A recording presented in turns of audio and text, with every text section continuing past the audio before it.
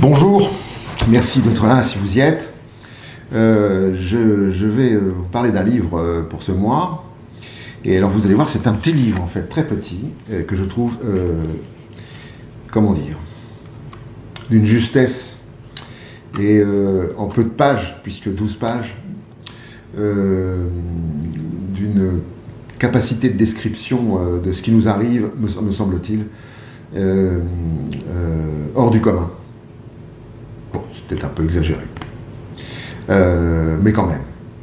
Alors, je pourrais vous en parler, évidemment, et faire un commentaire de 12 pages. Je parle des 12 pages. Et il m'est venu l'envie de vous le lire, finalement. 12 pages, vous allez voir, c'est pas très long. Pour deux raisons. La première, c'est que je crois que ça ne se commande pas, ça se lit. Et la deuxième raison, c'est que ça pourra vous donner envie de l'acheter, de le lire vous-même. Voilà, donc c'est un exercice un peu insolite. Ça fait un peu lecture au coin du feu. J'espère que vous êtes au coin d'un feu. La saison tendrait à s'y prêter, en tous les cas aujourd'hui. Et je vous demande un petit peu d'attention parce que je ne suis pas un lecteur professionnel, ni un conteur. Et donc je vous remercie par avance des fautes que je vais commettre, d'élocution ou autres, ou de bégaiement et toutes ces choses qui nous arrivent aux uns et aux autres dès qu'on parle. Donc le livre s'appelle Matin brun, il est de Frank Pavlov et il est édité aux éditions du Chêne. Ça s'écrit C-H-E-Y-N-E. Et bien je vais donc commencer la lecture. Et merci de votre écoute. Les jambes allongées au soleil, on ne parlait pas vraiment avec Charlie. On échangeait des pensées qui nous couraient dans la tête, sans bien faire attention à ce que l'autre racontait de son côté. Des moments agréables, on laissait filer le temps en sirotant un café. Lorsqu'il m'a dit qu'il avait dû faire piquer son chien, ça m'a surpris, mais sans plus. C'est toujours triste, un kleps qui vieillit mal, mais passé 15 ans, il faut se faire l'idée qu'un jour ou l'autre, il va mourir. Tu comprends, je pouvais pas le faire passer pour un brun. Bah, un labrador, c'est pas trop sa couleur, mais il avait quoi comme maladie? Bah, c'est pas la question, c'était pas un chien brun, c'est tout. Mince alors, comme pour les chats maintenant? Bah oui, pareil. Bon, pour les chats, j'étais au courant, les mois derniers, j'avais dû me débarrasser du mien, un de gouttière, qui avait eu la mauvaise idée de naître blanc taché de noir. C'est vrai que la surpopulation des chats devenait insupportable et que d'après ce que les scientifiques de l'État national disaient, il valait mieux garder des bruns, que des bruns. Tous les tests de sélection prouvaient qu'ils s'adaptaient mieux à notre vie citadine, qu'ils avaient des portées peu nombreuses et qu'ils mangeaient beaucoup moins. Ma foi, un chat c'est un chat, et comme il fallait bien résoudre le problème d'une façon ou d'une autre, va pour le décret qui instaurait la suppression des chats qui n'étaient pas bruns. Les milices de la ville distribuaient gratuitement des boulettes d'arsenic mélangées à la pâtée, elles expédiaient les matous en moins de 2. Mon cœur s'était serré, puis on oublie vite. Les chiens, ça m'avait surpris un peu plus. Je ne sais pas trop pourquoi, peut-être parce que c'est plus gros, que c'est le compagnon de l'homme, comme on dit. En tout cas, Charlie venait d'en parler aussi naturellement que je l'avais fait pour mon chat. Et il avait sans doute raison. Trop de sensiblerie ne mène pas à grand-chose, et pour les chiens, c'est sans doute vrai que les bruns sont plus résistants. On n'avait plus grand-chose à se dire, on s'était quitté, mais avec une drôle d'impression. Comme si on ne s'était pas tout dit, pas trop à l'aise. Quelque temps après, c'est moi qui avais appris à Charlie que le quotidien de la ville ne paraîtrait plus. Il en était resté sur le cul. Le journal qu'il ouvrait tous les matins en prenant son café crème. Qu'ils sont coulés. Des grèves, une faillite? Non, non. C'est à la suite de l'affaire des chiens. Des bruns? Bah oui, toujours. Pas un jour sans s'attaquer à cette mesure nationale. Ils allaient jusqu'à remettre en cause les résultats des scientifiques. Les lecteurs ne savaient plus ce qu'il fallait penser. Certains même commençaient à cacher leur clébard. Ah, trop jouer avec le feu. Ah, comme tu dis, le journal a fini par se faire interdire. Mince alors, et pour le tiercé?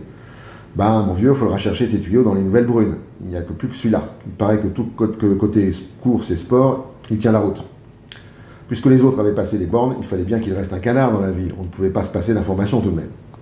J'avais repris ce jour-là un café avec Charlie, mais ça me tracassait de devenir un lecteur des nouvelles brunes. Pourtant, autour de moi, les clients du bistrot continuaient leur vie comme avant. J'avais sûrement tort de m'inquiéter. Après ça a été autour des livres de la bibliothèque. Une histoire pas très claire. La maison d'édition, qui faisait partie du même groupe financier que le quotidien de la ville, était poursuivie en justice et leurs livres interdits de séjour sur les rayons des bibliothèques. Il est vrai que si on lisait bien ce que ces maisons d'édition continuaient de publier, on relevait le mot chien ou chat au moins une fois par volume, et sûrement pas toujours assorti du mot brun. Elle devait bien le savoir tout de même. Faut pas pousser, disait Charlie. Tu comprends, la nation n'a rien à y gagner à accepter qu'on détourne la loi et à jouer au chat et à la souris. Brune, il avait ajouté en regardant autour de lui, souris brune, au cas où on aurait surpris notre conversation. Par mesure de précaution, on avait pris l'habitude de rajouter brun ou brune à la fin des phrases ou après les mots. Au début, demander un pastis brun, ça nous avait fait assez drôle, puis après tout, le langage s'est fait pour évoluer, et ce n'était pas plus étrange de donner dans le brun que de rajouter putain con à tout bout de champ, comme on le fait par chez nous. Au moins, on était bien vu et on était tranquille. On avait même fini par toucher le tiercé. Oh, pas un gros, mais tout de même, notre premier tercier brun. Ça nous avait aidé à accepter les tracas des nouvelles réglementations. Un jour, avec Charlie, je m'en souviens bien, je lui avais dit de passer à la maison pour regarder la finale de la Coupe des Coupes. On a attrapé un sacré fou rire. Voilà pas qu'il débarque avec un nouveau chien. Magnifique, brun de la queue au museau, avec des yeux marrons. Tu vois, finalement, il est plus affectueux que l'autre et il m'obéit au doigt et à l'œil. Il fallait pas que j'en fasse un drame du labrador noir. À peine il avait dit cette phrase que son chien s'est précipité sous le canapé en jappant comme un dingue. Et gueule que je te gueule, et que même brun, je n'obéis ni à mon maître ni à personne. Et Charlie avait soudain compris. Non, toi aussi? Bah oui, tu vas voir. Et là, mon nouveau chat avait jailli comme une flèche pour grimper au rideau et se réfugier sur l'armoire. Un matou au regard et au poil brun. Qu'est-ce qu'on avait ri? Tu parles d'une coïncidence. Tu comprends, je lui avais dit, j'ai toujours eu des chats, alors il est pas beau celui-ci? Magnifique, il m'avait répondu. Puis on avait allumé la télé pendant que nos animaux bruns le guettaient du coin de l'œil. Je ne sais plus qui avait gagné, mais je sais qu'on avait passé un sacré bon moment et qu'on se sentait en sécurité. Comme si de faire tout simplement ce qui allait dans le bon sens dans la cité nous rassurait, nous simplifiait la vie. La sécurité brune, ça pouvait avoir du bon. Bien sûr, je pensais au petit garçon que j'avais croisé sur le trottoir d'en face et qui pleurait son caniche blanc mort à ses pieds, mais après tout. S'il écoutait bien ce qu'on lui disait, les chiens n'étaient pas interdits, ils n'avaient qu'à en chercher un brun. Même des petits, on en trouvait. Et comme nous, ils se sentiraient en règle et oublieraient vite l'ancien. Et puis hier, incroyable, moi qui me croyais en paix, j'ai failli me faire piéger par les miliciens de la ville, ceux habillés de brun qui ne font pas de cadeaux. Ils ne m'ont pas reconnu parce qu'ils sont nouveaux dans le quartier et qu'ils ne connaissent pas encore tout le monde. J'allais chez Charlie. Le dimanche, c'est chez Charlie qu'on joue à la belote. J'avais un pack de bière à la main, c'était tout. On devait taper le carton 2 ou 3 heures tout en grignotant. Et la surprise totale, la porte de son appart avait volé en éclats et 2 miliciens plantés sur le palier faisaient circuler les curieux. J'ai fait semblant d'aller dans les étages du dessus et je suis redescendu par l'ascenseur. En bas, les gens parlaient à mi-voix. Pourtant, son chien était un vrai brun, on l'a bien vu, nous. Ouais, mais à ce qu'ils disent, c'est qu'avant, il en avait un noir, pas un brun. Un noir. Avant? Eh oui, avant. Le délit maintenant, c'est aussi d'en avoir eu un qui n'aurait pas été brun. Et ça, c'est pas difficile à savoir. Il suffit de demander aux voisins. J'ai pressé le pas, une coulée de sueur trempait ma chemise. Si en avoir eu un avant était un délit, j'étais bon pour la milice. Tout le monde dans mon immeuble savait qu'avant, j'avais eu un chat noir et blanc. Avant. Ça alors, je n'y aurais jamais pensé. Ce matin, Radio Bruit m'a confirmé la nouvelle. Charlie fait sûrement partie des 500 personnes qui ont été arrêtées. Ce n'est pas parce qu'on aurait acheté récemment un animal brun qu'on aurait changé de mentalité, ils ont dit. Avoir eu un chien ou un chat non conforme, à quelque époque que ce soit, est un délit. Le speaker a même ajouté « injure à l'État national ». Et j'ai bien noté la suite. Même si on n'a pas eu personnellement un chien ou un chat non conforme, mais que quelqu'un de sa famille, un père, un frère, une cousine par exemple, en a possédé un, ne serait-ce qu'une fois dans sa vie, on risque soi-même de graves ennuis. Je ne sais pas où ils ont emmené Charlie, et là ils exagèrent, c'est de la folie. Et moi qui me croyais tranquille pour un bout de temps avec mon chat brun. Bien sûr, s'ils cherchent avant, ils n'ont pas fini d'en arrêter des proprios de chats et de chiens. Je n'ai pas dormi de la nuit, j'aurais dû me méfier des bruns dès qu'ils nous ont imposé leur première loi sur les animaux. Après tout, il était à moi mon chat, comme son chien pour Charlie. On aurait dû dire non, résister davantage, mais comment? Ça va si vite, il y a le boulot, les soucis de tous les jours. Les autres aussi baissent les bras pour être un peu tranquilles, non? On frappe à la porte. Si tôt le matin, ça n'arrive jamais. J'ai peur. Le jour n'est pas levé, il fait encore brun dehors. Mais arrêtez de taper si fort.